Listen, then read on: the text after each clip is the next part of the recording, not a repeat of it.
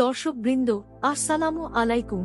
স্বাগতম জানিয়ে শুরু করছি বরিশাল জেলার ঐতিহ্যবাহী খাবারের গল্প পর্ব 1।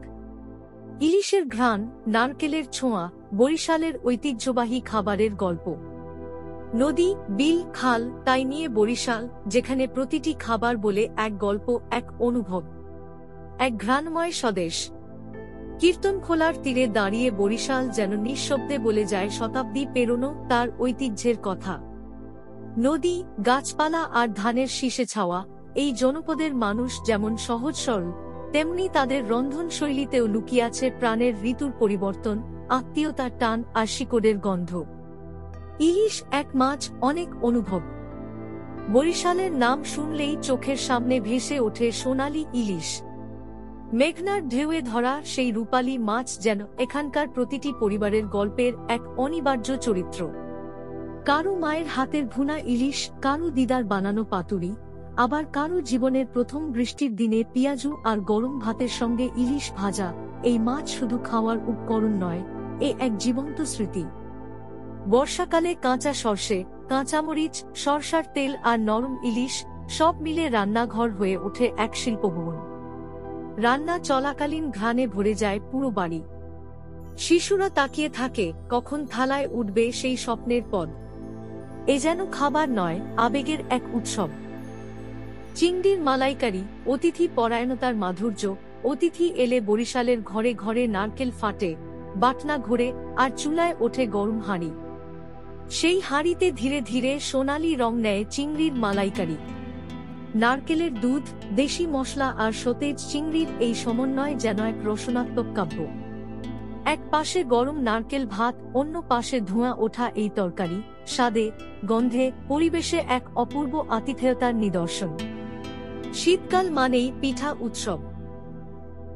শীতকাল বরিশালে শুধু আবহাওয়ার নয়, অনুভবের পরিবর্তন বয়ে আনে।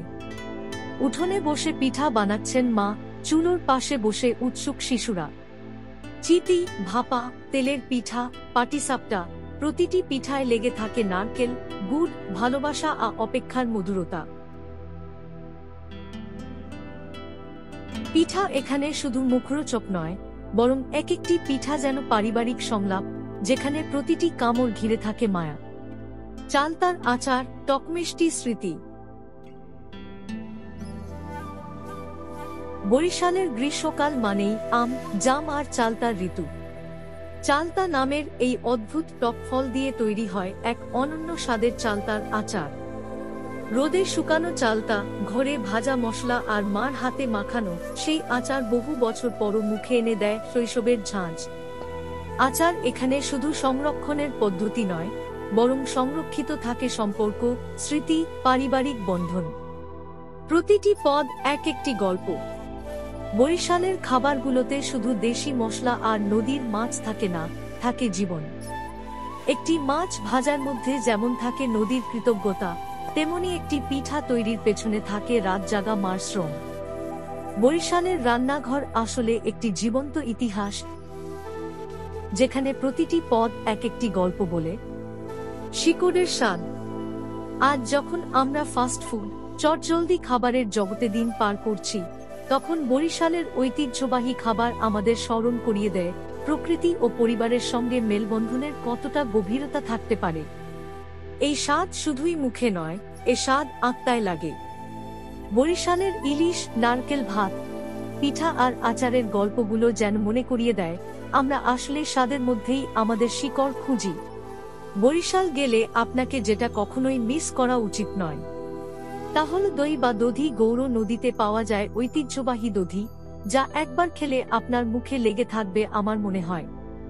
অন্যান্য জেলার তুলনায় গৌর নদীতে খুব চমৎকারভাবে তৈরি করে এবং খেতে খুব মজা, যা খেলে আপনি কখনো ভুলবেন না। এখানে বিভিন্ন দোকানে বিভিন্ন ধরনের দধি পাওয়া যায়, আমরা ভিডিওতে দেখাচ্ছি। এইখানে আসলে আমার মনে হয় আপনার কাঙ্ক্ষিত দই ও মিষ্টি দুই পেয়ে যাবেন সুলভ মূল্যে।